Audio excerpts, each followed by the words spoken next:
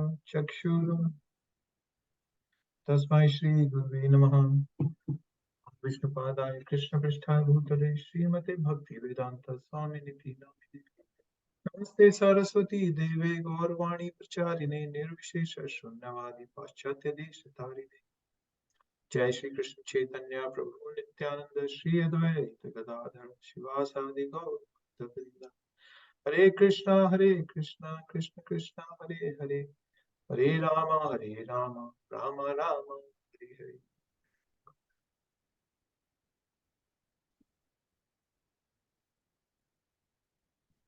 Okay.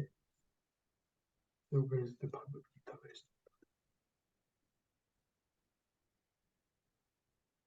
Anyone remembers what we did last week? What were the essence of our last week's discussion?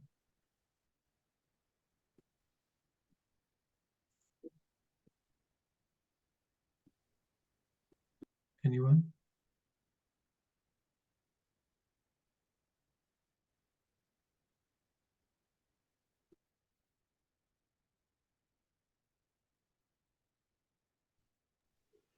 Arjuna was confused by his equivocal instruction of Krishna. That's what I remember. Okay, that's good. That's a good point. What else? What else is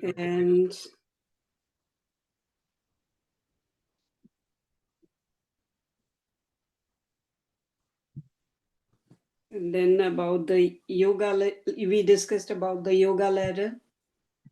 Yes, we discussed the yoga ladder all the way from karma to Kevala Bhakti. Yeah, Kevala Bhakti. Okay, anything else we discussed? What were the first 8 verses we discussed? Anybody, not just you, Mati, anybody. What were the first 8 verses? What was the essence of those first 8 verses?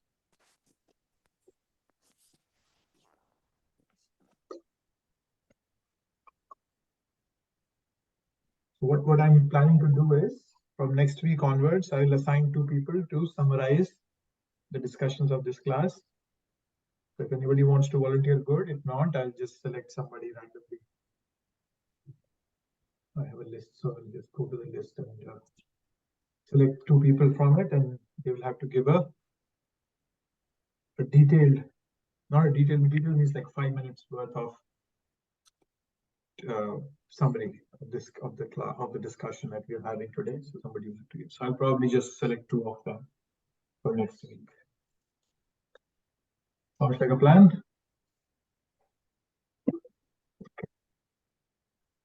Okay, so what the essence was that Arjun was saying that because I am confused by your instructions and you are telling me to give up all the work, so that he was saying Durena hi avram karma. That was in 2.59. 5949. What does the slide say?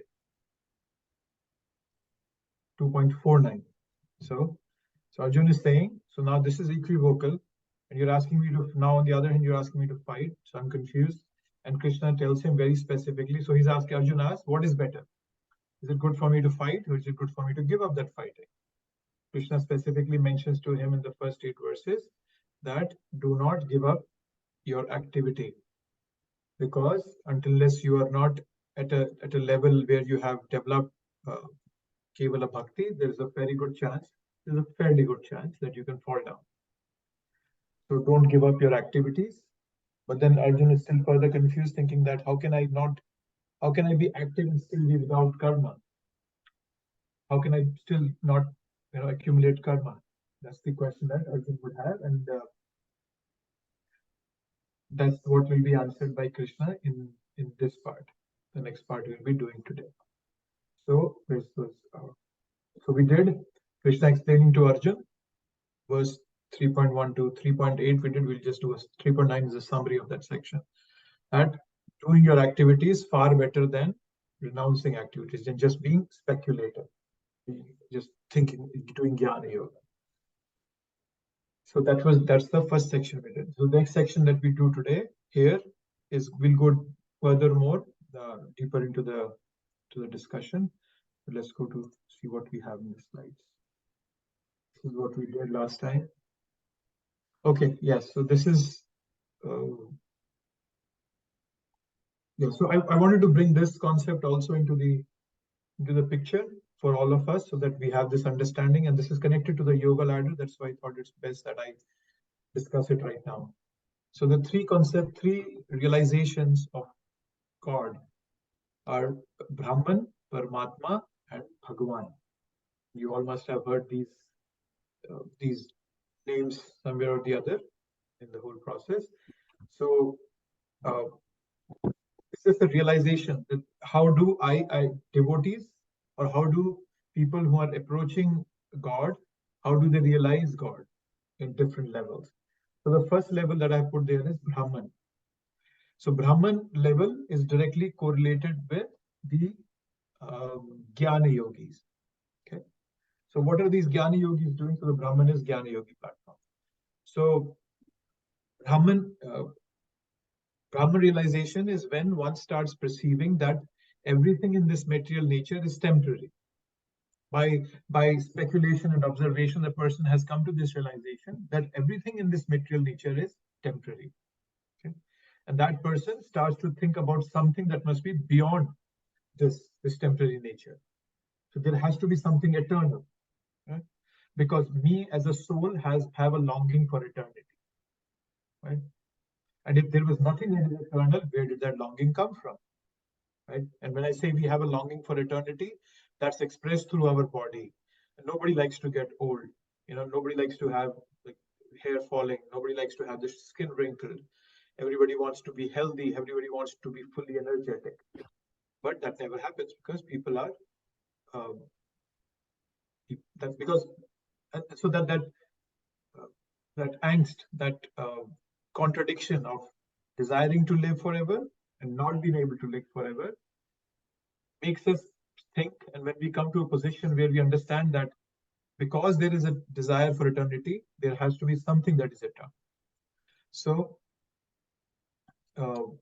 that means that's the Brahman realization.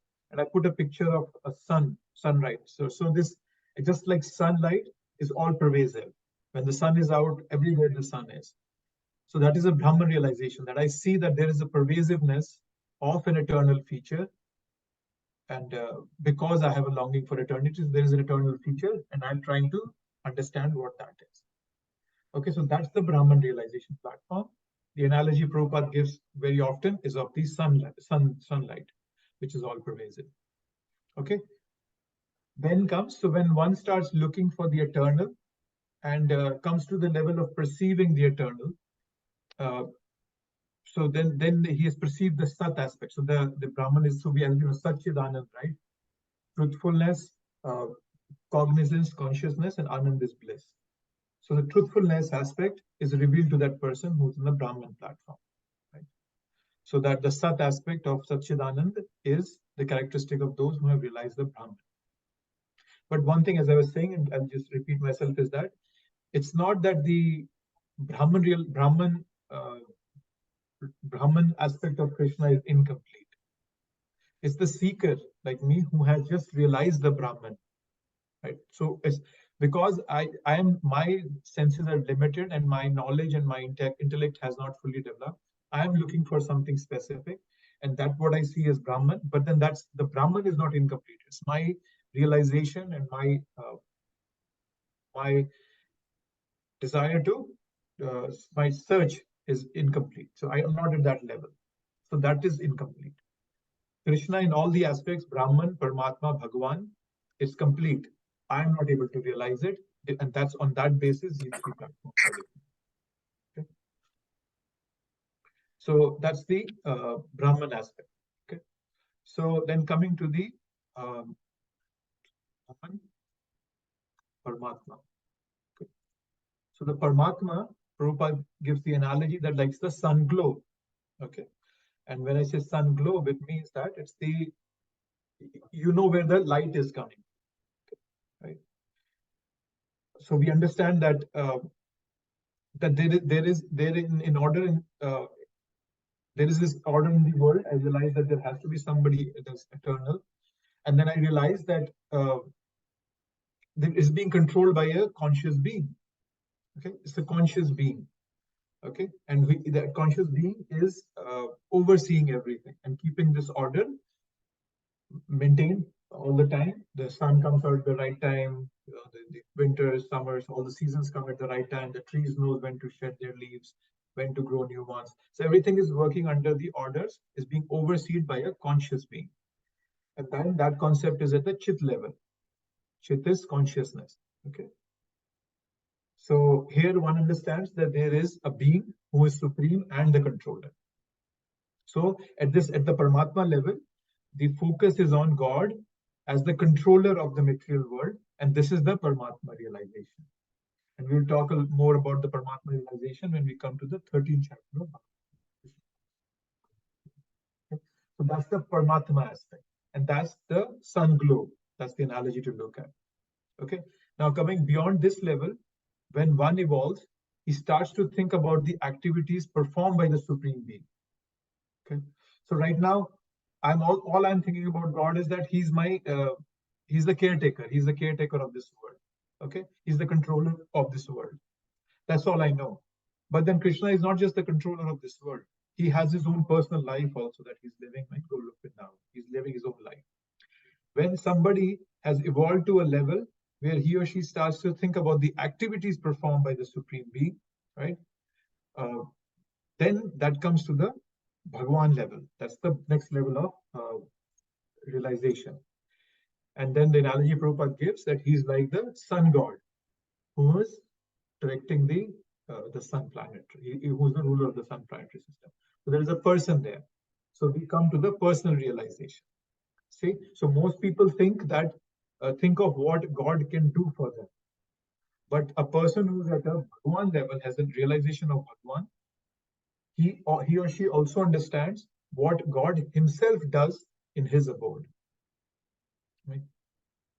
So when somebody comes to that realization and he's understood that the goal of existence is ananda, is blissfulness, right? And therefore, this blissfulness must be present in completeness in the Supreme Being. So that person has come to the Bhagwan level. Okay? So I mentioned about the Brahman that corresponds to the Jnana Yogi because he's just looking around for knowledge. Paramatma is a Dhyana Yogi. So that person is meditating and he sees the Paramatma sitting in his heart. Right? And then when we come to the Bhagwan level, that's the Bhakti Yogi who's practicing Bhakti Yoga. That person understands that the ultimate aspect of God is not just a controller, but that the God has some activities of himself that he's going through, that he's enjoying. That's the three levels to understand that. And another example that Prabhupada gives is that let's presume that there are three children, there are three kids standing at the train station. Okay.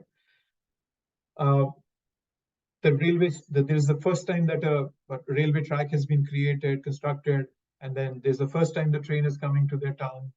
And these three children have never seen the train, okay? And they're waiting near the platform to see the train. It's night and it's very dark. So finally, after waiting for some time, they hear a whistle. And then they see a light approaching. Seeing this, one child gets excited and runs into the village declaring that he saw the train. Okay. So that's the Brahman aspect. So understand, once again, I'm taking you back to the concept that the train is complete in itself. It's just the way that I'm realizing it or the child is realizing it, that's incomplete. Okay. So the first child just sees the light and hears the whistle. Okay. And when the villagers ask the child, okay, what does the train look like? He says it's light and sound. The child is not wrong, but since he returned early, he could not get the full experience of the train. Then there are other two children waiting at the platform. And when the train comes even closer and the eyes of the children familiarize, they perceive that it's more than light and sound, right? The train also has an engine, it has several bogies, wheels, so on and so forth. So seeing this, the second child runs towards the village and describes his version of the train. Again, the second child's version is not wrong, but it is incomplete since the train is more than that. Now the third child waits, and after the train has halted, there was a person driving it with whom the child gets an opportunity to shake hands. and who explains the child everything about the train. When this child returns to the village, he describes everything about the train. He talks about the driver, he talks about the engine, the various bogies, the light, the horn, so on and so forth. So it's not that anyone of the three children is their version is wrong. It's just a matter of completeness and incompleteness. Okay. So the third child got the complete perception of God, and that was the Brahman realization. Okay. So these are the three realizations I just wanted to bring out so that you can connect them to the yoga ladder and understand, because these are very commonly discussed, that the Brahman platform, the Brahma Jyoti platform, the Paramatma, all that is very commonly discussed, and it will become more and more common in Bhagavad Gita as we move forward.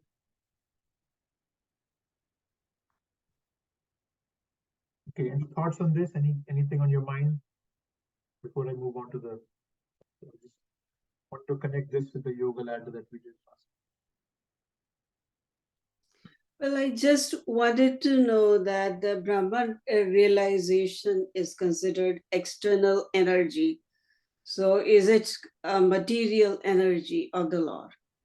Or is it the real energy, like non-different from the Lord? Real energy, not like material energy. Well, broadly speaking, Madhuri, there is nothing that is not Krishna's. Everything is Krishna's. External, internal, marginal, everything is Krishna's. Krishna has three energies. That's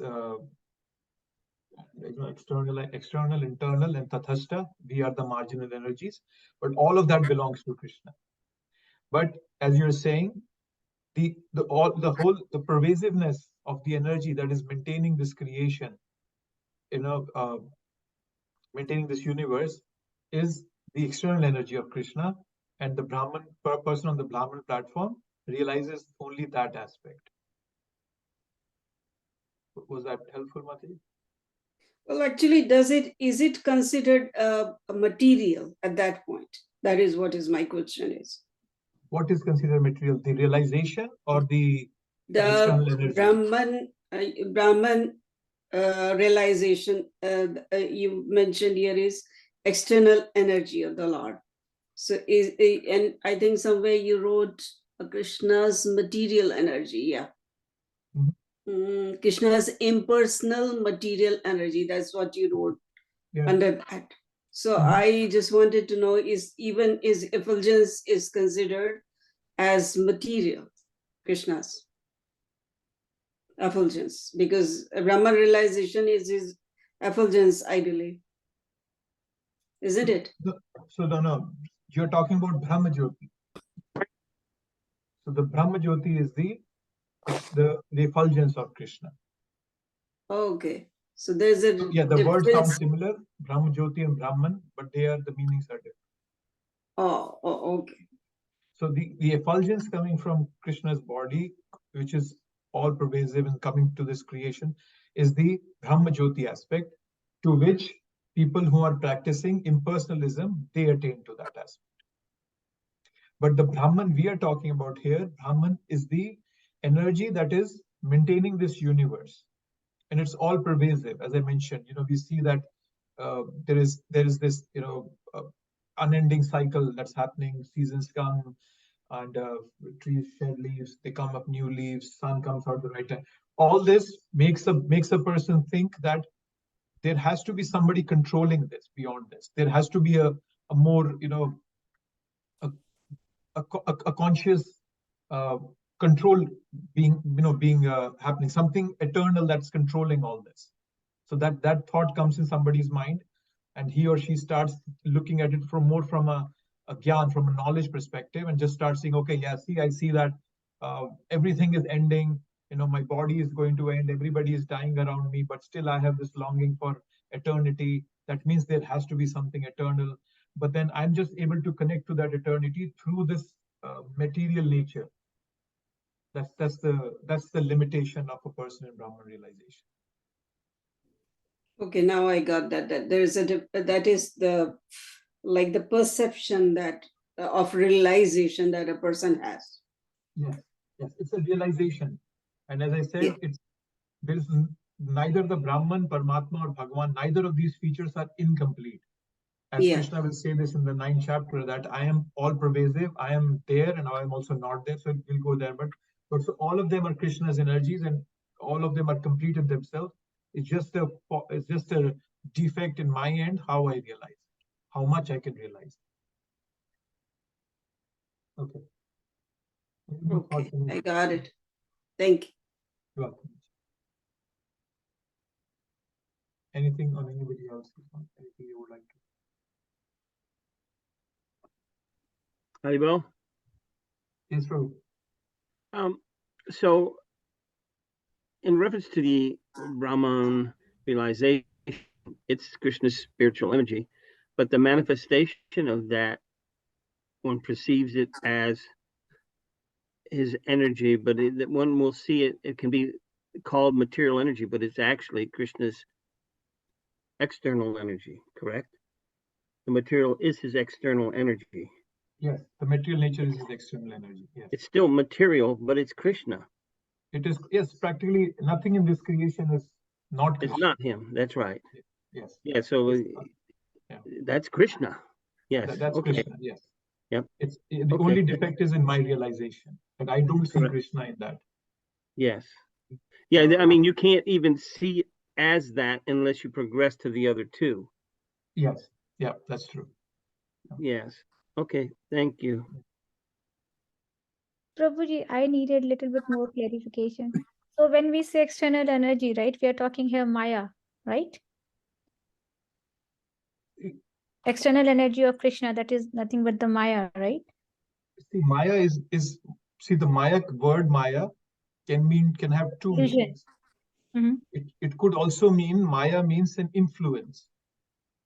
So when you say that you are in Maya, let's say I say that you are in Maya, you are an eternal living being, but you have been impelled to think, oh no, I'm this body, and so this external energy is for me to enjoy. So then you are said you are in Maya. Okay, so the word Maya, what I'm trying to convey is that the Maya word can be used differently. In one sense, it could be a principle, it could be a something that I get covered with, so that also can be Maya. On the other end, when you say Maya, the word Maya, it could be a form, which is this material creation. So both of them, it could mean both of them. Is that what you're asking, Anji? Prabhuji, what I thought about Brahmin was like when a person believes in the Brahmin form, a Paramatma form, a Bhagwan form. I thought Brahmin form was when they believe that everything is a void and there is nothing like a personal form of God, and it's a effulgence that is coming from the God, and they believe in that light. That is what my understanding of Brahmin form was. So the Brahman form, yes, the person who's in a Brahman realization does not know of the personal form of God. Yes, that's correct. That's and correct. he believes that's a void, that's everything is a void.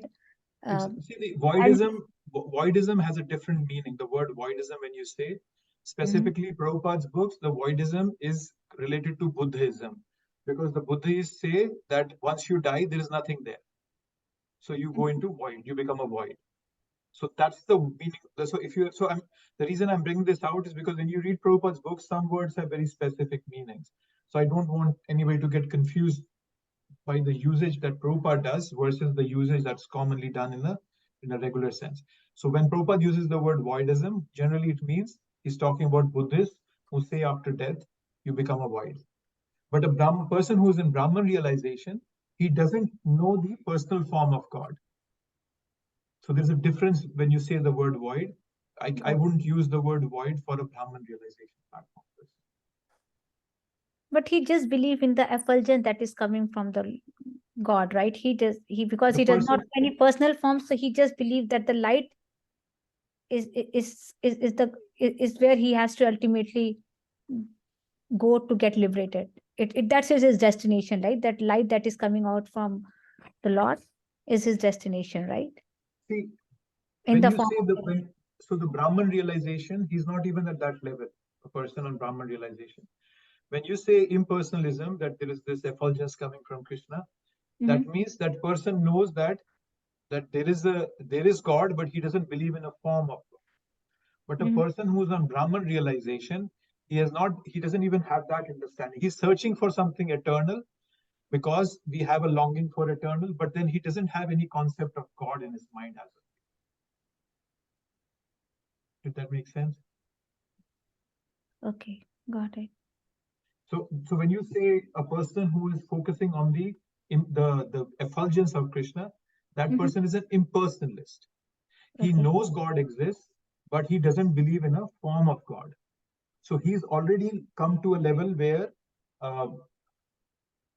you can say that he's understood that there is a conscious energy, conscious intelligence that's taking care of this creation, and he wants to connect with that creation, and he understands that it doesn't have a form, and so he's an impersonalist.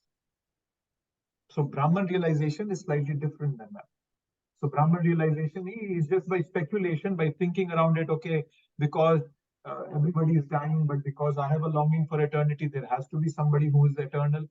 He's not reached the level of understanding the effulgence of God. Got it. So it's Nice. different levels. Got it, Prabhu. Thank you so much. Yeah.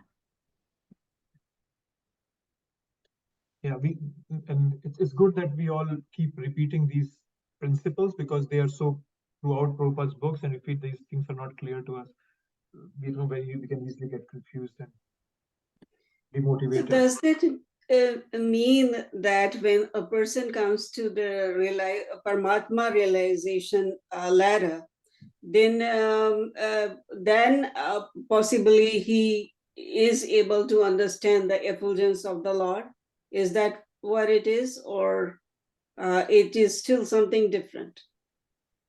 No, it's still different. See, when you say the Paramatma feature is coming into picture, the Paramatma is merely that he knows that there is somebody. So Satchidanand, right? I talked about Sat. So when we say that, okay, so when a person who's on a Brahman realization platform, he's only understood one aspect of Krishna, the Sat aspect, right? But when we come to the Paramatma platform, when somebody starts thinking, okay, there is a conscious being who's overseeing everything and keeping this order, then that person comes to the consciousness level. That the person has now realized that there is a being who is supreme and who is the controller.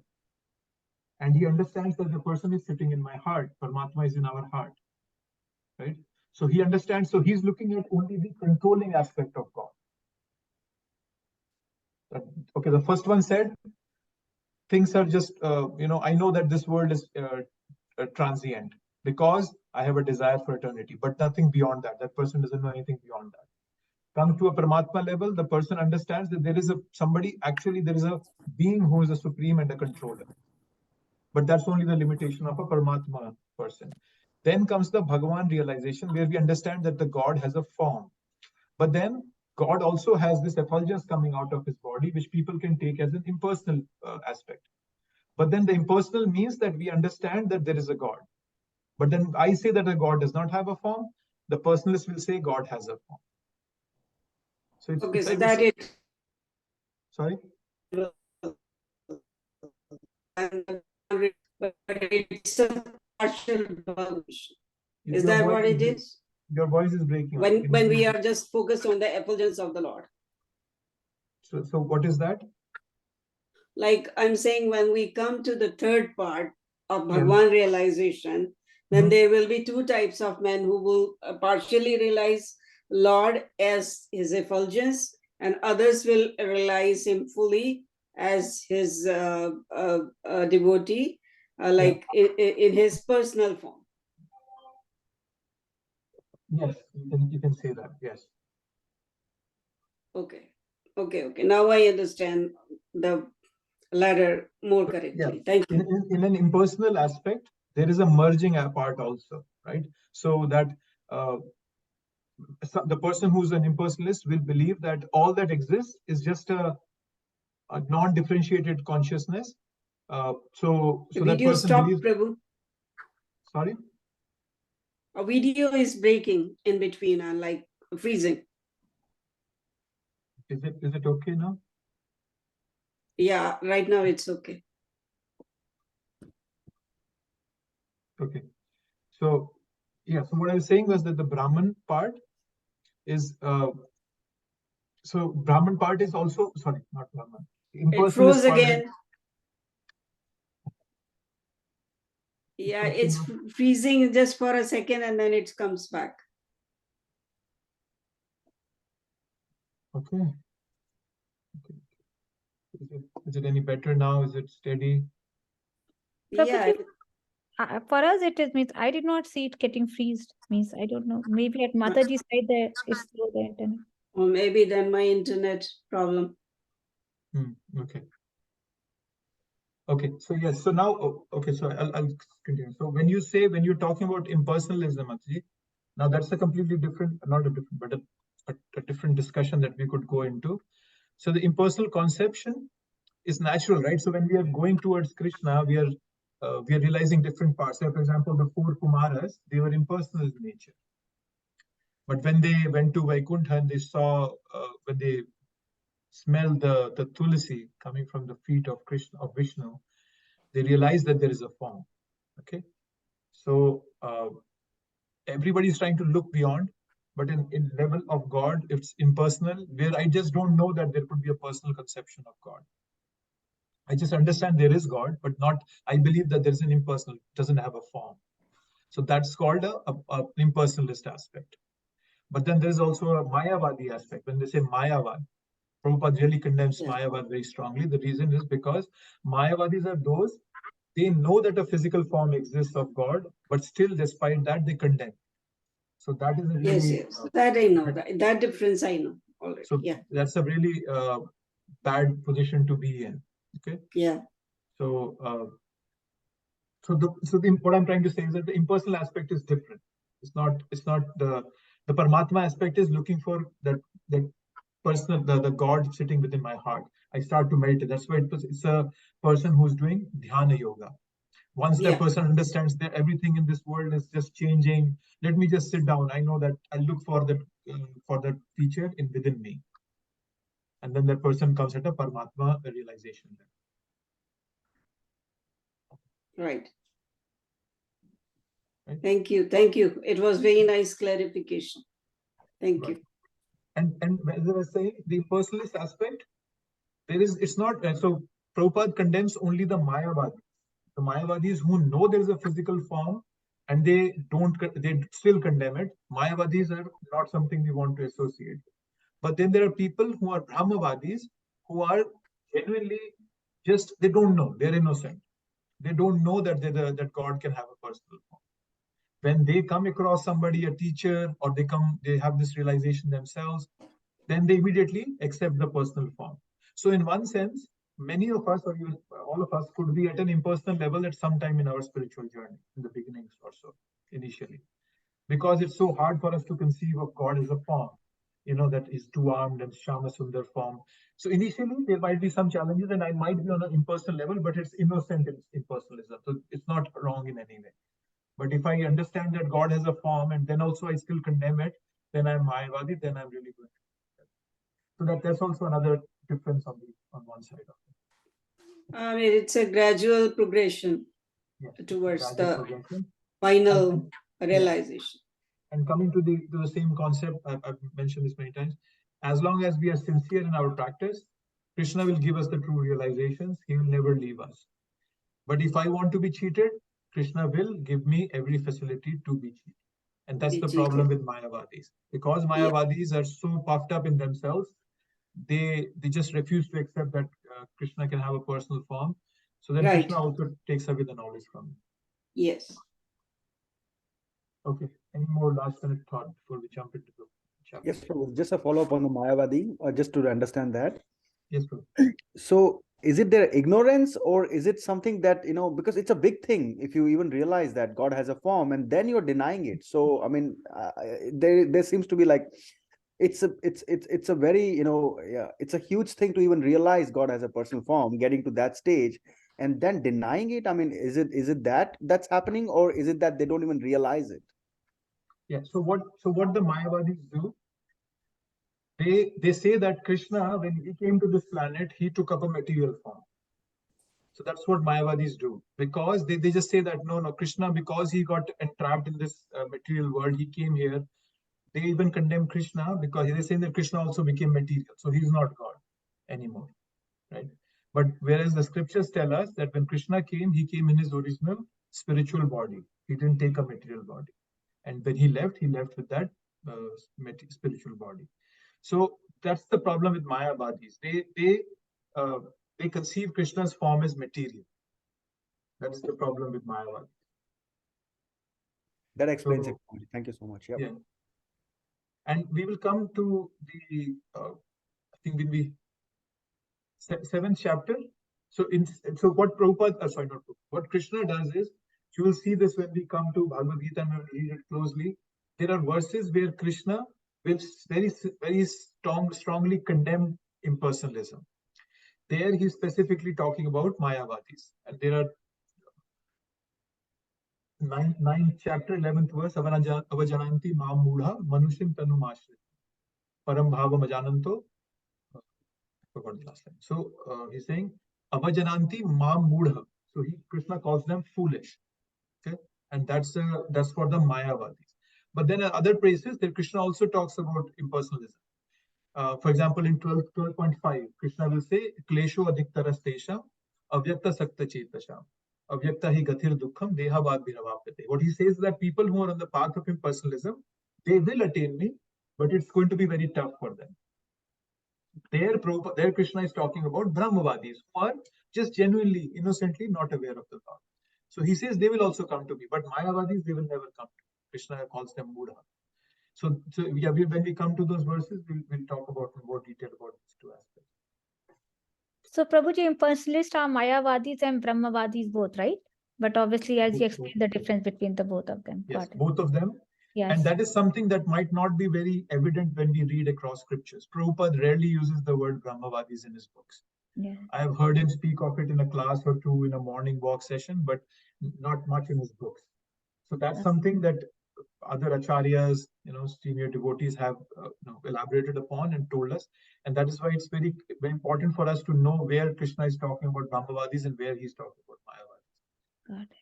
But both of them, yes, are considered as impersonalists. But one is an impersonalist.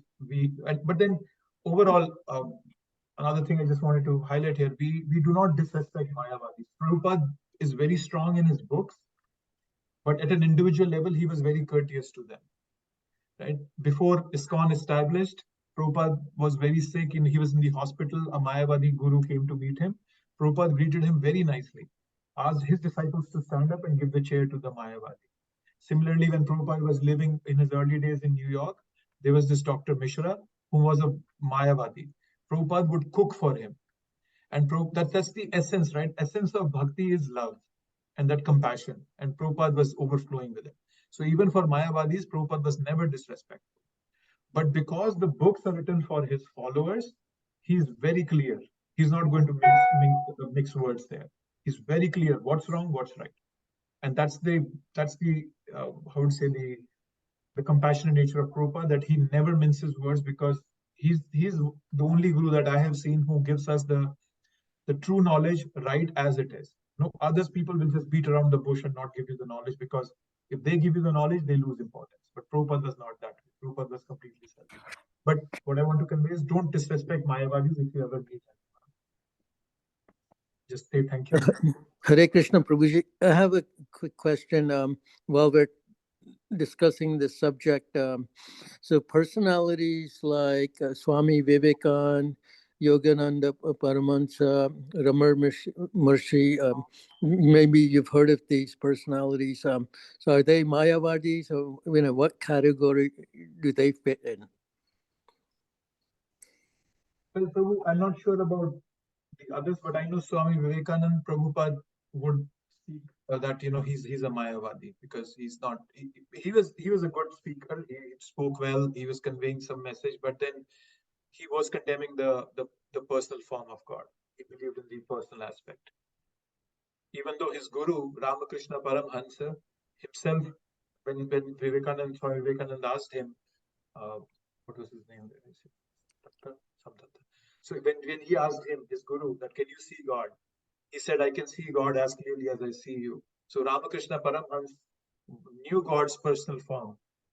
And I'm not sure if he gave that to Vivekananda or not, but just because he knew it, but his disciple didn't accept it, or probably his disciple didn't. So his disciple, I would consider that as also Mayavadi. But others, I'm not sure about.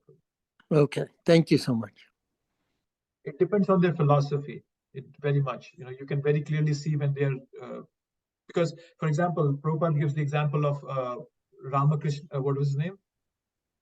Ramakrishna, right? The first president of India, Ramakrishna. Radhakrishnan? Radhakrishna, sorry, it's not Ramakrishna, Radhakrishna. So Radhakrishna's, if you read his version of Bhagavad Gita, for the verse that comes in 9.34, right? Man mana bhava mad bhakto mad yaji mam namaskuru. Krishna is saying man mana bhava mad bhakto mad yaji mam namaskuru. Krishna is saying me. But the way he interpreted is, oh no, you don't have to bow down to Krishna, you have to bow down to the eternity which is within Krishna. So now Krishna is saying that I am here, you bow down to me, and you are saying that no, it's not Krishna. So that makes you a Mayavadi automatically. You might be an extremely intelligent person, but then if you're just trying to mix up what Krishna is saying, you become a Mayavadi. So he was another Mayavadi that Prabhupada spoke about quite a lot. Okay, thanks, Prabhuji. So, like Arya Samaji people, are they Brahmavadi or are they Nirvisheshvadi, like not believing in the personal feature of the Lord? Arya Samaji people. Mataji, Arya Samaji are nowhere, to be frank with you. Arya Samaji are nowhere. I'll tell you what happened with Arya. Probably I might just take the discussion, and we might just be discussing on this. But the Arya Samaj, so what Arya Samaj came into being was when Britishers came to India. Okay, they came into being after Britishers came to India. Those Arya Samajis, what they were doing, they were the elite class of India, whom the Britishers had very easily been able to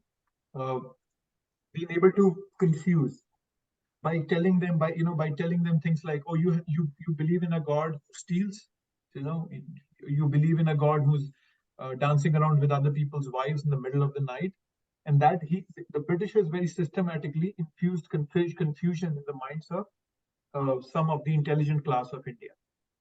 And what they did was they created all these samajas, Arya Samaj, Brahmo Samaj, so and so forth. What all those samajas were, they were just a hodgepodge mix of Christianity and what Vedas give. Arya Samajis would say that they wouldn't believe in a personal form, but then they had some aspects of Christianity brought into it. So they would believe in fire sacrifices, but then every fire sacrifice you do starts with, it has Vishnu's name mentioned in it. There's no fire sacrifice that doesn't have Vishnu's name, but they would reject that. So they're not even Mayavadis. I don't know what they are, frankly, but they're just a hodgepodge of Christianity, Hinduism, the nonsense that the Britishers stuffed into our mind to break our so-called social backbone, which was spiritual knowledge. And unfortunately, they were successful because of some of these intelligent class people who accepted it. So those Arya Samajis don't stand anywhere in the picture. That's what I wanted to say. Yeah, because Raja Ram Mohan Rai, a great personality, is involved in there, because he did a lot of welfare work. So I thought maybe it is like that, but you really clarified it very well. I think you're right in that they are confused kind of a sect who has no real knowledge of both the things that they mixed up. But yes, they do fire sacrifices, and I believe what you're saying is exactly right. Yeah, and they might be doing a lot of social service. I'm not kind of denying or rejecting that. That's good. But then when you do social service without the spiritual aspect to it, it's temporary, and it also leaves the other person high and dry. You can give food to somebody one time, but you cannot go and give food to them every time. So then they will, either. So I told the story about a friend of mine who was doing social service somewhere, and he was very happy. The kids were learning English and maths. One day he goes there and he sees that even the kids were drunk because some politician had come and distributed free liquor for votes. So social service is okay, but unless you don't have a spiritual aspect to it, the social service will never stand strong. It will always be temporary. So yes, social service is fine, but without the spiritual aspect, that also is not of much use for anybody. I'm not saying you shouldn't do it. You should do it, but with a spiritual understanding behind it. But yeah, Yeah, thank you. is a big hodgepodge. I just No, you're right. Absolutely right about it. Because I thought they were kind of Brahma Samaji or Nirvisheshwadi, but now you clarified. Correct. It was born out of the influence of Britishers and a consideration of, people thought that the Christianity religion is superior, the white-skinned are superior, and I am inferior, so I have to take something from them. And with that inferiority complex infused, and which something that Britishers did voluntarily and very systematically, I started thinking that, oh, probably my religion is not that good. What I am practicing, Vedas are not that good. Sanatana Dharma might not be that the right thing. Might be Krishna is not God. Let me take something from Christianity. Let me make another religion. Let's make Yes. That happens if somebody is, seemingly feel you superior. You feel that he is superior. You get influenced. Yes, influence always happens, and Britishers did that, and there's they did. And I remember always this joke. Whenever I think of that, I get a bit agitated. But then I think how Prabhupada handled it. Somebody went and asked Prabhupada that when he went to Britain that, why have you come here? And there are so many gurus coming. And so somebody asked him that. So Prabhupada very strongly said, you came to India, you stole everything, but you forgot one thing, Bhagavad Gita. I've come to give you that. So Prabhupada was very strong, and I really like that statement with Prabhupada. They came, they took everything from us, but then still our spirituality stands strong, and it is reviving. It has revived to a very good extent. We will keep on reviving. Okay. Yes, and one good thing that happened was that they were like, as you said, that they were very elite class, and out of those came a Bhaktivinoda Thakur and a Bhakti Siddhanta Saraswati Thakur, who led that direction to the right way, instead of falling into the other way. So we must be very, very thankful to them that they preserve that knowledge as it is. Yep. Absolutely.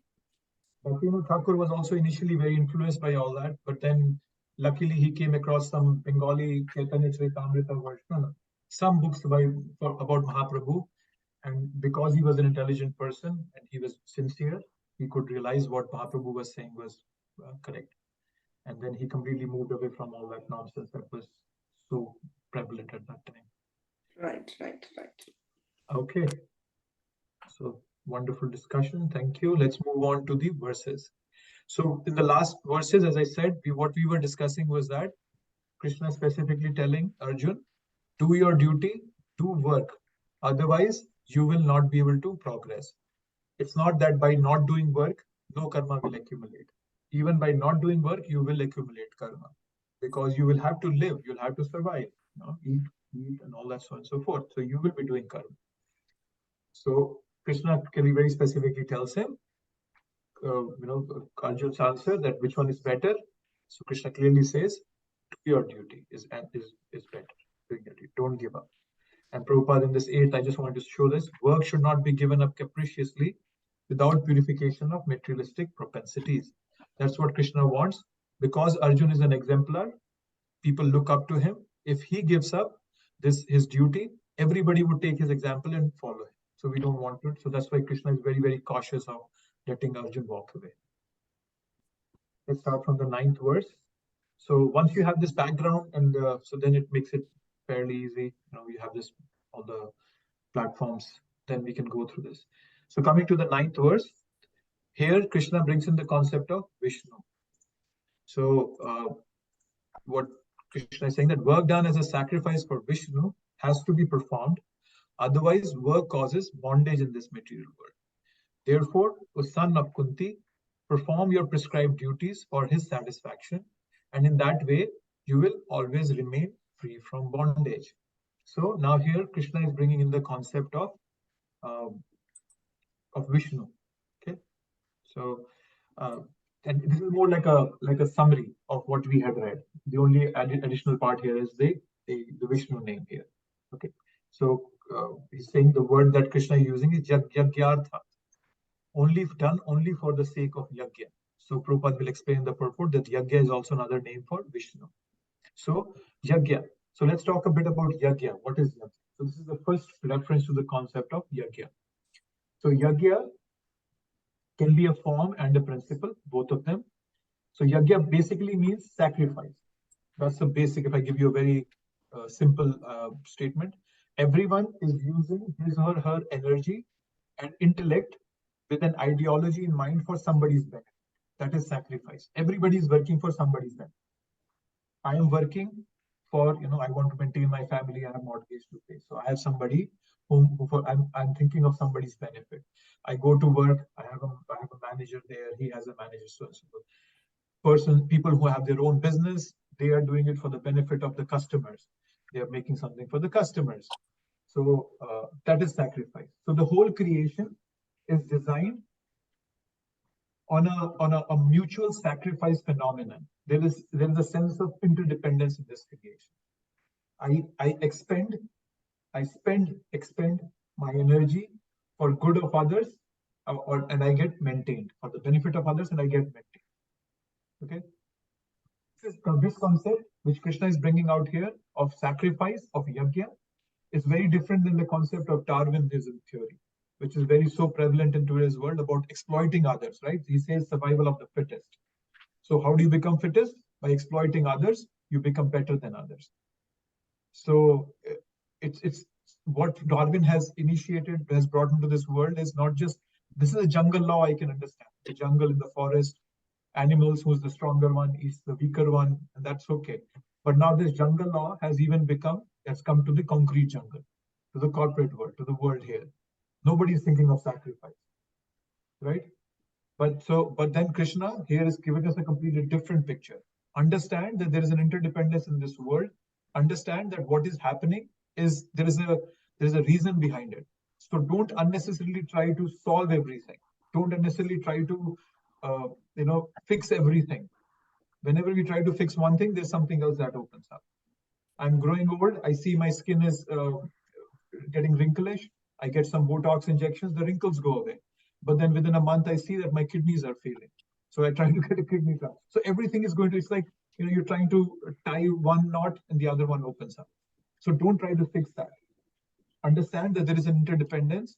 And when you do something, then good will happen. There is a relationship. Just be a part of it. Don't get out of this cycle unnecessarily. That'll cause a lot of disturbance.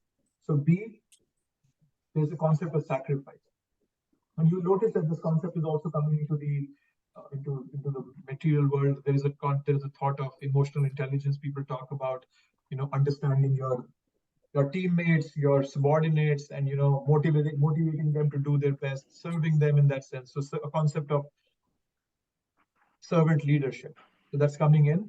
So, but then Krishna is saying, you have to do sacrifice. If I have to flourish, I have to give. We don't enjoy by exploitation, but we flourish by sacrifice. And when we were doing the next of instruction, we talked about how there are so many billionaires who do charity, right? So the simple reason they give is that when wealth is spent, when it's done as a yagya, more comes back as a fruit of that yagya. More you stagnate it, more it becomes a source of misery and destruction. That is why these billionaires have understood the concept of charity. Obviously, there is a material aspect. They're thinking of other things, but in general, that has come to them in some sense. In 2020 alone, there was close to $500 billion were given in charity. And out of this 500, nearly 200 billion was given by the top 25 billionaires of the United States. So you can imagine how much they're donating. Obviously, they do it to kind of gain popularity and so forth. But in general, that concept has to be there, the concept of charity. Otherwise, we rot. We're never able to grow, right? And then yagyarthat karmano. What happens when we follow that? Ukta sangha samachara. What Mukta Sangha Samachara means? We are free from bondage. This is a state of liberation. So we become liberated, right? For what happens, right, when a prime minister has the freedom to break a few laws, like traffic, for example. The whole traffic stops when the prime minister's car cavalcade comes. But then because he is doing his job for a higher purpose, then he's able to do that. We talked about regulative principles of freedom. So when we regulate our lives, when that regulation happens of our senses, then our soul becomes free. That's the regulative principle of freedom. And so whenever something we do for a higher purpose, that makes us happy. Prabhupada gives a lot of examples around that. Cashier has so much money coming to him. A bank, there's a cashier. Probably he deals with thousands of dollars every day, but he doesn't take out a penny for himself. Similarly, a soldier is fighting at the battlefront. He kills somebody.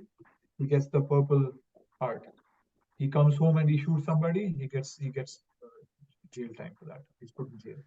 So that's to understand that sacrifice is a concept, is a principle, right? When we give something as sacrifice, something that I would like to have for myself, when I offer it to somebody else, that's a sense of sacrifice. Okay?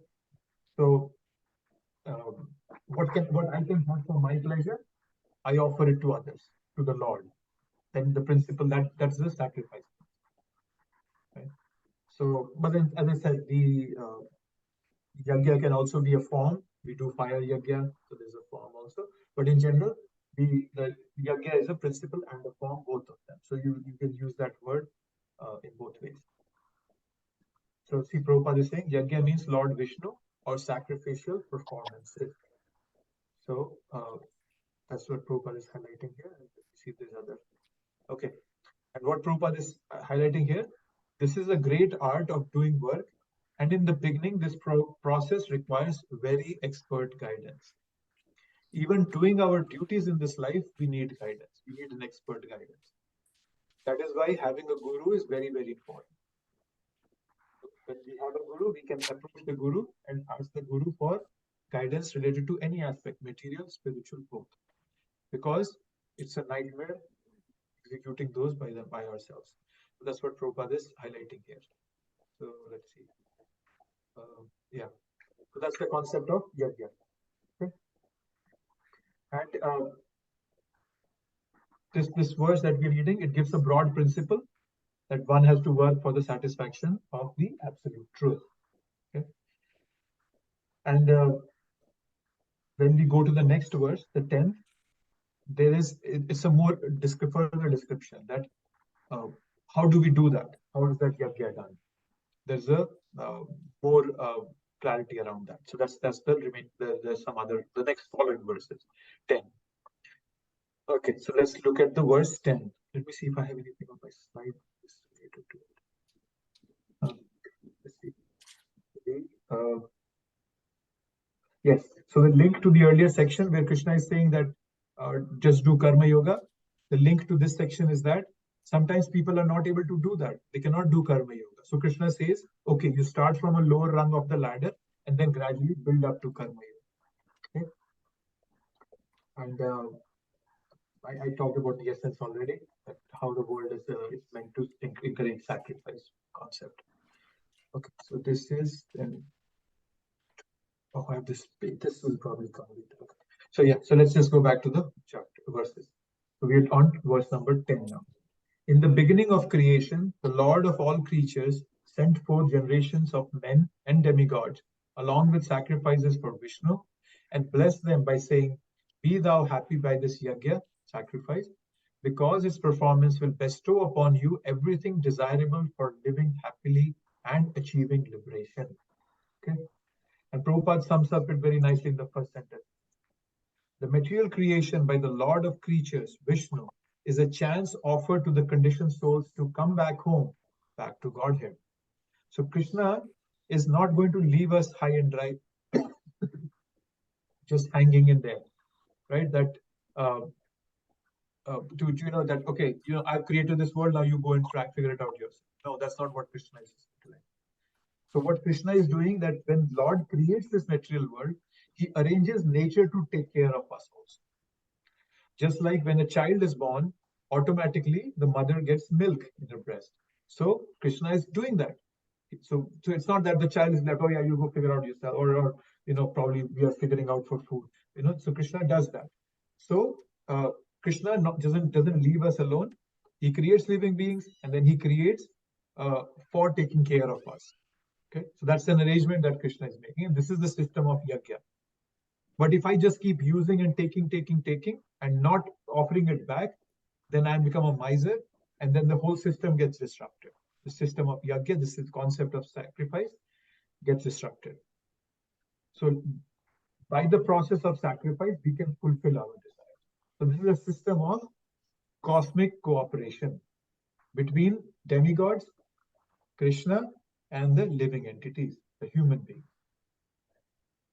Krishna is not sending us into the wilderness by just after creating it. Right? So, so what Krishna is doing here in this verse is explaining the Karma Kanda system, the Vedic Karma Kanda system. We talked of one Karma Kanda where it was that I'm doing everything for my material gains. I'm following the Vedas, but for my material gains.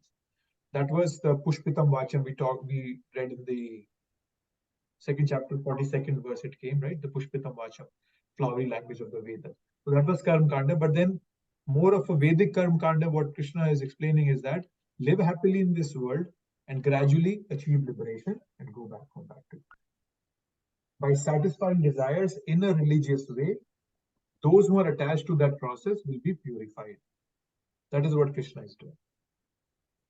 And also, let's look at the further in the purport. I think Prabhupada gives a very important concept. Yeah. So he brings out, he's saying that in the age of Kali, the Sankirtan Yajna, the chanting of the names of God, is recommended by the Vedic scriptures. And this transcendental system was introduced by Lord Chaitanya for the deliverance of all men in this age. So this Kali Yuga is the yajna that we are supposed to do is Sankirtan Yajna. Prabhupada refers to this verse from the 11th canto of Bhagavata. Krishna Varnam Tvisha Krishna Sango Pangashtra Parshana Yagge Sankirtana Prayer Jajanti Hi Sumedasha. In this age of Kali,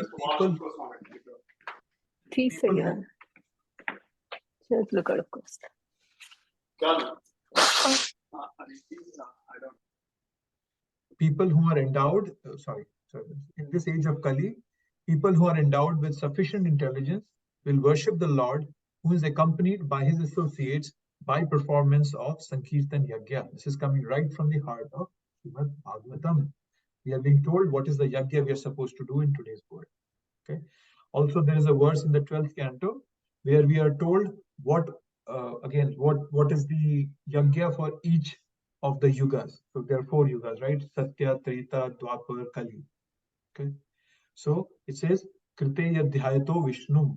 That in Satya Yuga we can meditate on Vishnu. Krite Yadhyayato Vishnu. That's the 12th canto verse I'm saying. Tretayam Jajato Makhe. In Treta Yuga we can perform sacrifices. Dwapare Paricharyayam. Dwapare was deity worship. Kalau Tad Hari Sankirtana. Kalau, this is Kali Yuga, is Tad Hari Sankirtana. That's Krishna Sankirtana is what we're supposed to do. So that is why Prabhupada stressed so much on Sankirtana. Chanting, book distribution, reading his books, all that Sankirtan, hearing, all that. Prabhupada stressed so much on that because that is what we're supposed to do in this yoga. Okay, anything you would like to bring up? Anything before I move on to the other verses? Anything that was you would like to discuss further or question about, or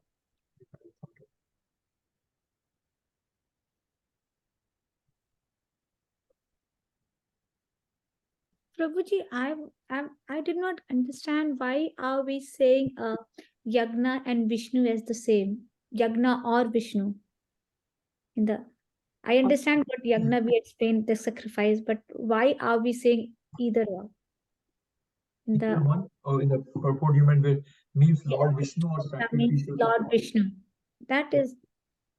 So when we do a sacrificial performance, let's say you have fire sacrifice, Agni is the demigod who is receiving it, and it goes all the way up to Vishnu, Vishnu being the supreme. Okay, so yajna also means Vishnu. So even if you're doing a sacrificial performance, or whether you take yajna as a Vishnu himself. So yajna is also a name for Lord Vishnu. That's what Prabhupada is telling us.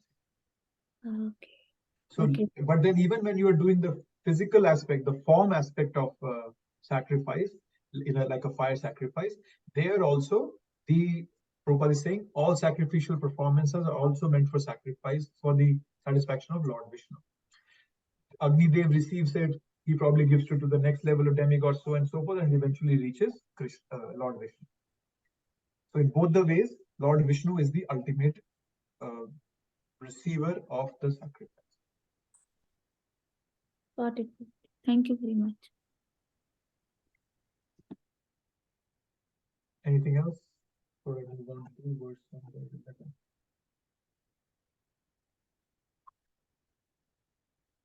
Okay. Coming to verse number 11. The demigods, being pleased by sacrifices, will also please you, and thus, by cooperation between men and demigods, prosperity will reign for all. So I mentioned this whole process of sacrifice is a cosmic cooperation between men, living entities. When I say living entities, it's primarily humans that are being talked about, because the animals don't have a karma cycle. They just have to go through the animal bodies, and then they can get a human body after that. Human beings only are subject to karma and the effects of karma. So living and new human beings, demigods, and Krishna. That's the cooperation that is being referred to here in the 11th word. Yes, cosmic cooperation. So this is the demigods, and they satisfy us. Okay, they satisfy us. So in this verse, so what the theme is that's being explained here is that our desires can be fulfilled in the material world by demigod worship. Demigods being pleased by sacrifices will please the living entities. Thus, by cooperation between men and demigods, that prosperity will come into the picture. If I'm not doing that, then I'm a thief, and that will be the next verse that will come. Right. So that's why this is being brought about. But always remember, this is not the ultimate that Krishna is going to offer. Krishna is taking us through this ladder. That is why the 18th chapter, last to 1866 comes, Sarv Dharman Parityaja, Mam Ekam Sharanam. Leave all these kinds of religions and come to me. Krishna is just giving us some different parts from the ladder so that people who are on that level can also benefit from this knowledge. Here, when he says that, worship demigods, some people might just take out this verse from Bhagavad Gita and say, Krishna promotes demigod worship, I'll become a demigod worship. And that's very commonly done. People just pick up some parts of the books. For example, everybody just says, Krishna says, do your karma. Karmanne vadika raste ma phaleshu kadachana. But then nobody understands the whole concept of karma and how it does. So people can misuse things if they look it out of context.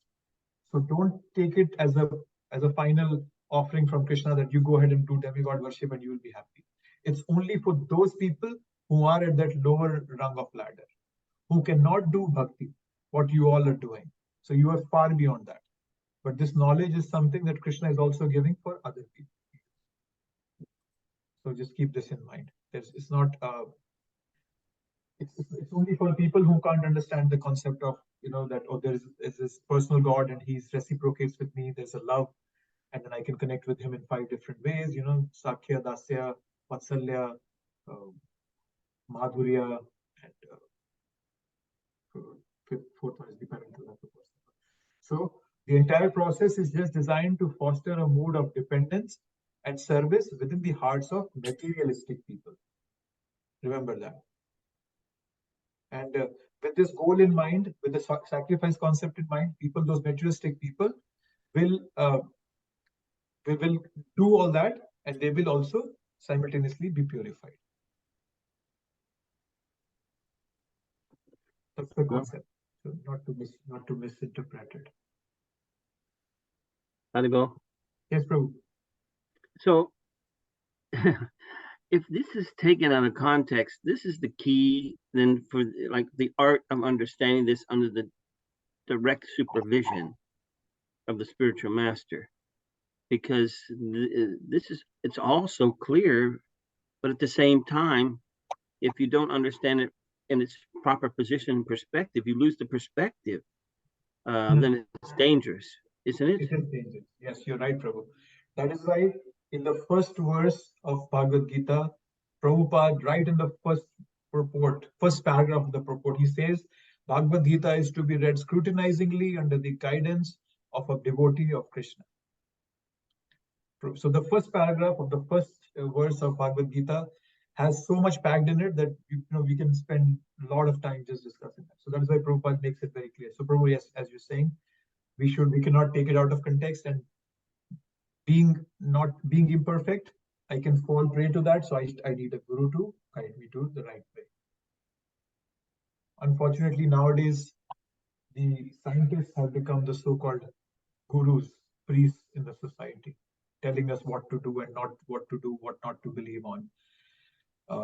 By itself, science is not contradictory to spirituality, but then some scientists who are atheists have monopolized and hijacked science, and not all scientists are atheists. So the battle is between materialism and spirituality, not science and spirituality. But then atheistic scientists are running a campaign against God. They aggressively promote their propaganda to convert people to atheism, and that's harmful. And yes. Thank you for bringing that out, Prabhu. Yeah, it can be very dangerous. Somebody can take it out of context. Okay, anything else? No? Okay, so we'll come to this 12th verse. Let's do the 11th verse. I have one other thing to say. Yeah. Is that, when you were explaining this, sometimes like in my life, doing this, I see that so much of it is very simplistic to me because I'm a simple person. So I'm simply doing these things. And I was thinking, well, Prabhupada, you make it so simple, what we're doing. And so it's almost like you don't need him because he makes it so easy on you. But at the same time, when I start hearing the higher level of realization of the order of these instructions from Krishna and how he has created this, it's so complex and so dangerous that one shouldn't try to tread. I mean, I only tread in the shadow of Srila Prabhupada's instructions in his feet. So to me, it seems very simple, and then all of a sudden I hear someone like you start putting all these different points with a real beautiful perspective of what this is happening. And I can see that, thank goodness, this is here as it is. And due to your level of realization, you can share it with others. And I really appreciate that. But I can see how foolish I am.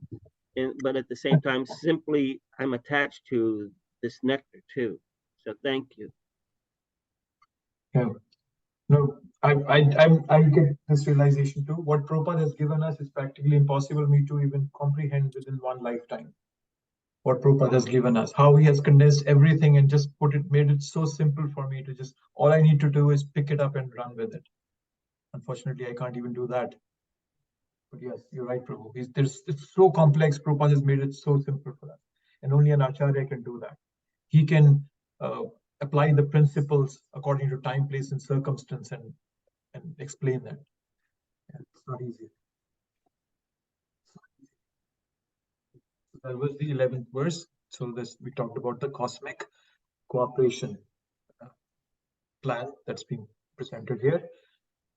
And one thing I just want to bring out here, when they say that demigods being pleased by sacrifices will also please you, it's not that the demigods are going to die of hunger or they will starve if we don't offer sacrifices to them.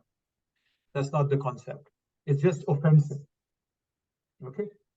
So, and I think that will be discussed in the next verse, but I just want to bring it out that don't think that they're waiting for our sacrifices. But if we don't do that, then it's very offensive. It disturbs the system that Krishna has very expertly created for us, for our purification. And Prabhupada gives in the report here the effects of it. I think this is something that will, right? Liberation from material bondage. Okay, and then he says, and when one can think, and all these combined together leads to, there's a path Prabhupada is giving, that by performance of yajna, one's eatables become sanctified, and by eating sanctified food, one's existence becomes purified. By purification of existence, memory becomes sanctified. And when memory is sanctified, we can think of the path of liberation, and all these combined together lead to Krishna consciousness. So when I offer I take part in this yajna, then I get purified, my memory becomes purified, my intelligence gets sharpened, becomes the parent in the room, and then eventually I can focus my life towards Krishna consciousness.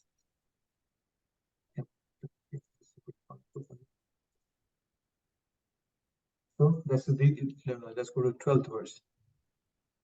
In charge of various necessities of life, the demigods, being satisfied by the performance of yajna, sacrifice, will supply all necessities to you. But he who enjoys such gifts without offering them to the demigods in return is certainly a thief. Okay, so as I was saying, are the demigods dependent on my yajna sacrifice? No, but it is offensive. They are not nutritionally dependent on us, right? In our day-to-day activities, we all inevitably commit violence. If you don't notice that. When I light fire, I kill some living organisms. When I'm walking, I surely step on some living entities, right? There are living entities in water. So when I let's say I boil a lot of pot of water so that the living entities die. So we are doing, inevitably, we are committing violence every time, right? So that is why these yajnas are to kind of purify ourselves. To avoid that karmic consequence, we have to do this here. And so vegetarianism is a good thing, right? So some people think that being vegetarian is a big thing. Yes, it is a good thing, but it's not that all important. In itself, vegetarianism doesn't free us from all sinful reactions. It doesn't purify us. It surely minimizes the reactions, but it doesn't purify it. Purification only happens when that vegetarian food that I'm cooking, I offer it to Krishna as a yajna. Right? There are so many stories in the Srimad Bhagavatam. Sati, the wife of Lord Shiva, she immolates herself because there was no offering kept aside for her husband, Lord Shiva, in the yajna that her father Daksha was doing. It's not because Lord Shiva would starve. It's because it's dishonor. Similarly, when Krishna stopped the offering to Indra, it is not that he was afraid of that Indra became afraid that I'll starve. It was just that he felt dishonored, right? So yajna is not a necessity for devatas. It's just a sign of respect. It's purificatory for us, and if we don't do it, it can be offensive from our side. Ultimately, it's a disrespect to Krishna because we are playing a part in the cosmic government that Krishna has established. Okay. Krishna only asked the Vrajavasis to stop offering to Indra because he wanted to check Indra's pride. Devatas should accept everything on Krishna's behalf, not be puffed out about themselves, but Indra was. So that is why Krishna is saying that if we don't offer back, we are thieves. We are kind of trying to manipulate the cosmic cooperation government that Krishna has created. And somewhere here Prabhupada talks about Panch Yajna, Panch Mahayajna. So Panch Yajna is basically, there are 5 yajnas you do. You worship the devatas, the forefathers, other living entities, fellow humans. I think there is a worship of knowledge. So there's a Panch Mahayajna. That's called Panch Mahayajna. There are worshipping of many different forms. But we don't have to go into those details. Once again, let me tell you, all this is for people who are on a very lower rung of the ladder. You all are on a much, much higher rung of the ladder. You're all Bhakti Yoga practitioners. At least you have the sincerity to walk that path. So this all is for the lower people. But just because it's there in Bhagavad Gita, we want to go through it in a systematic way.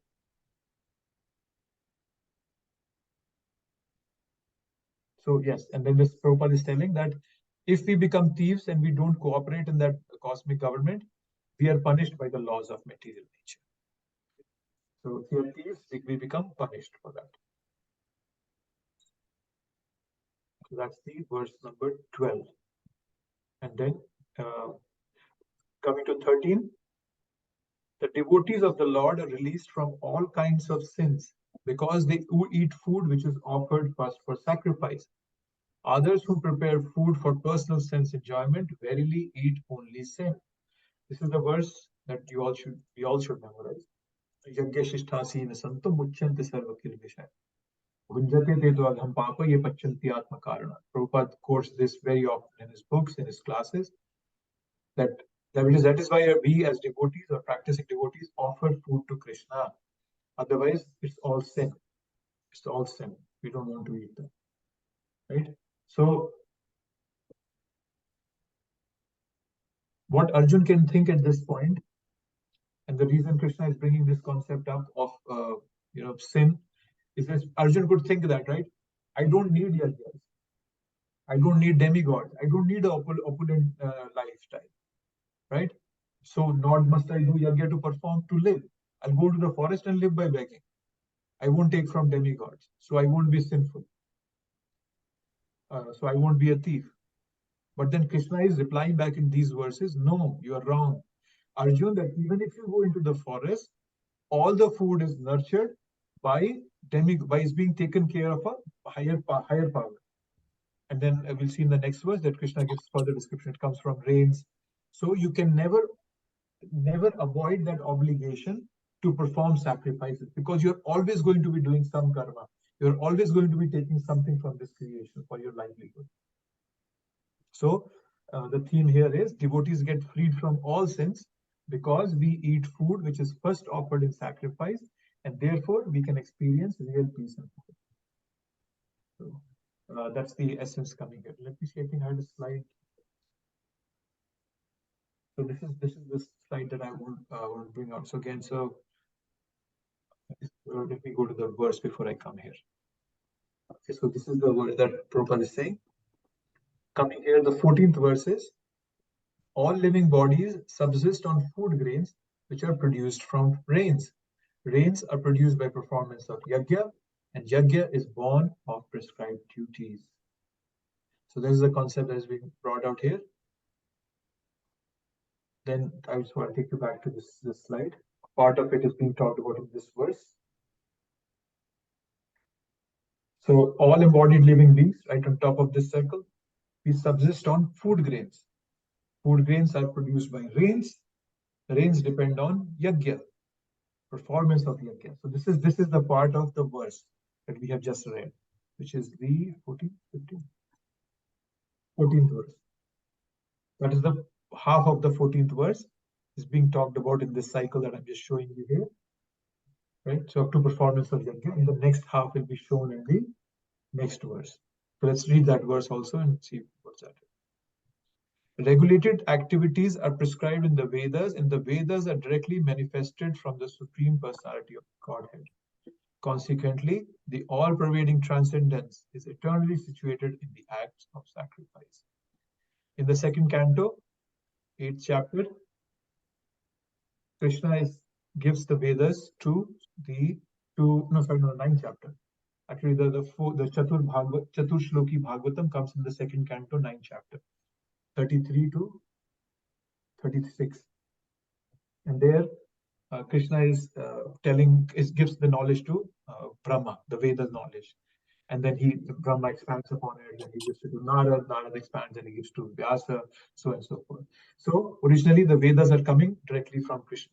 So now going back to the picture here that I have. So performance of yajna are based on prescribed duties which are given in the Vedas, and the Vedas come from the Supreme Lord. So that's the cycle that we have to understand and be given in these two verses, 14 and 15. Right? So So when we follow whatever is given in the Vedas, accordingly do the sacrifices, it's kind of following the will of Krishna. Therefore, it is purifying and transcendental for us. Right? So, so you understand that yajna is being it's an elaborate ritual. Yes, there is a fire sacrifice, so on and so forth. But adherence to our duties is the actual yajna. And what is our duty in this Kali Yuga is Kalaudadhari Sankirtana, as Prabhupada has told us, as Srimad Bhagavatam tells us. So Vedas prescribe different type of duties for different classes of beings, and that is why for us, for who are the intelligent class, Sumedasha, so it's mentioned in the 11th canto verse. So those we as Sumedasas take up the sacrifice of Kirtan, Sankirtan for us. So that's the whole process of purification.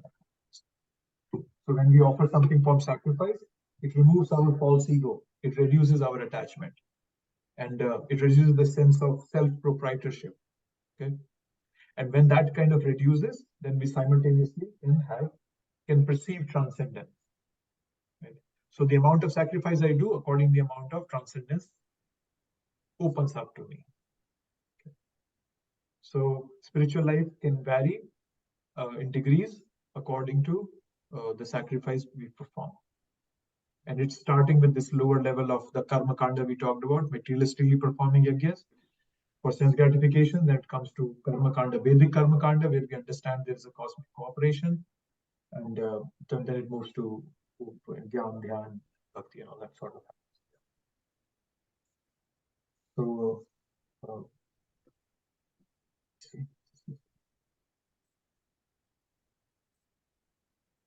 you see, the Lord can speak by breathing air. The Lord has omnipotence to perform through his each sense of action. The reason Prabhupada brings this out here is that some people say that, oh, you people offer food to Krishna, but Krishna does not eat. How does it get sanctified? So somebody can ask you, what is the scientific explanation of the benefits of eating prasadam, right? And that would go back to my earlier statement that people try to think that science and spirituality are antagonistic. No, they are not. So science just offers material explanations for material phenomena, and but then prasadam is very much like it's a big.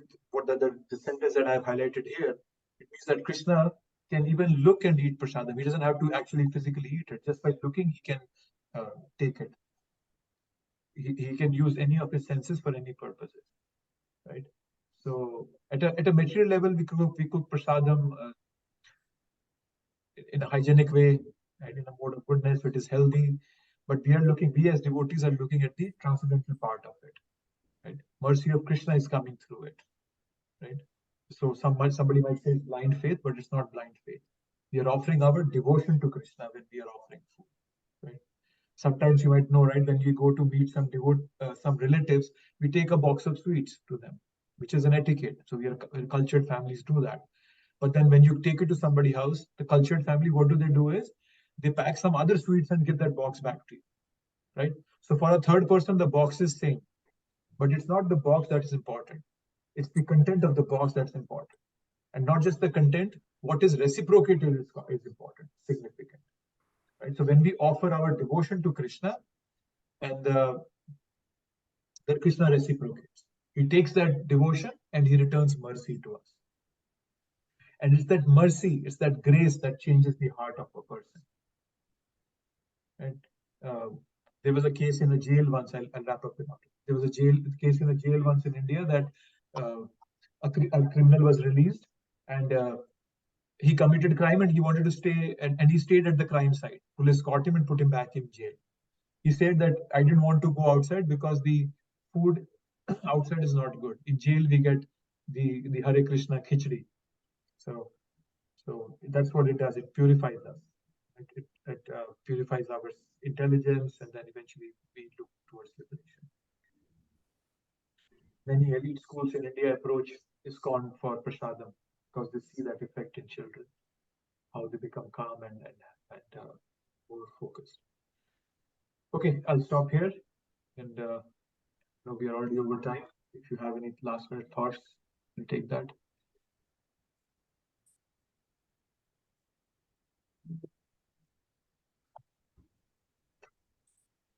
Okay, nothing. Then we'll get back next week.